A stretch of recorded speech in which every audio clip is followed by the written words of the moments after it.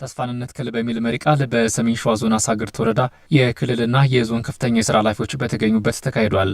በንቅናቄው ላይ የተገኙት የአማራ ክልል ግብርና ቢሮ ምክትል ኃላፊ ኢታለማው አደመ ተግባሩ የተፈጥሮ ሚዛንን የመጠበቅና ትውልድን የማስቀጠል ጉዳይ እንደሆነ ገልጸዋል። የተጎዱ አካባቢዎችን ችግኞችን በመትከል እንዲያገግሙ በማድረግ የተፈጥሮ ሚዛንን መጠበቅ፣ የአየር ንብረትን መጠበቅ የሚችሉ ናቸው ማለት ነው ችግኞች ሲተከሉ።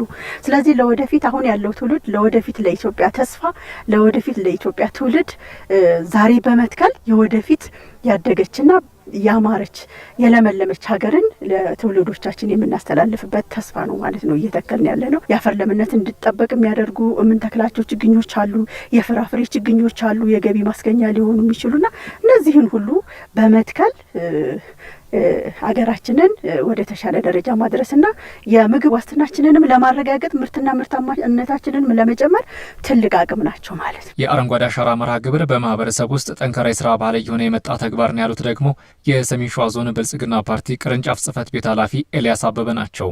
ከ2011 ዓ.ም ጀምሮ እንደ ባህል በየዓመቱ እንደ ባህል እየሆነ የመጣ ትልቅ የሀገር ፕሮግራም ነው። የሸዋ ህዝብ ከጫፍ ጫፍ ሁሉ ጊዜ ከህፃናት፣ ተማሪዎች፣ አረጋውያን፣ መላይ ጸጥታ መዋቅር፣ አርሶ አደሩ ጭምር በቃ ክረምት በመጣ ቁጥር ይሄ ስራ እንደ ባህል አድርጎ ወስደዋል። ዛሬም ይሄ የዚሁ አካል የሆነው ትልቁ ስራ ነው ሲሰራ የዋለው።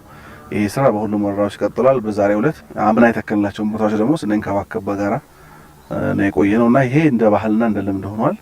በየዓመቱ 1% የደን ሽፋናችን የዞናችን የደን ሽፋናችን እናሳድግ የሚል እቅድ ኖሮ ነው እየሰራን ያለ ነው። አንድ ጀንበር የችግኝ ተከላ መርሃ ግብር ሰፊ ቅድመ ዝግጅት ሲደረግበት የነበረ መሆኑን የጠቀሱት ደግሞ የዞኑ ግብርና መምሪያ ኃላፊ ታደሰ ማሙሻ ናቸው። በቀጣይም ችግኞችን መጠበቅና መንከባከብ እንደሚገባ መልእክታቸውን አስተላልፈዋል። በ1160 ተፋሰሶች በ24 ወረዳዎች የተከላ ስራው በአግባቡ በህዝብ ንቅናቄ የተተከለ ነው ያለው።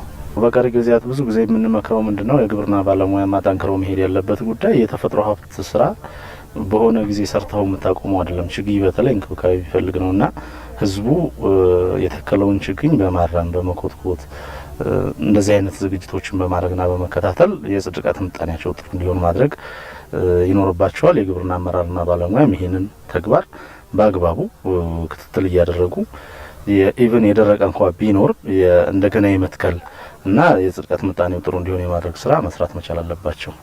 የአረንጓዴ አሻራ መርሃ ግብር የተራቆቱ አካባቢዎችን ወደ ቀደመ ክብራቸው የመመለስና ለነገ ትውልድ ዛሬ የምንሰራበት በመሆኑ በቀጣይነት ተጠናክሮ ሊቀጥል እንደሚገባም መልእክት ተላልፏል።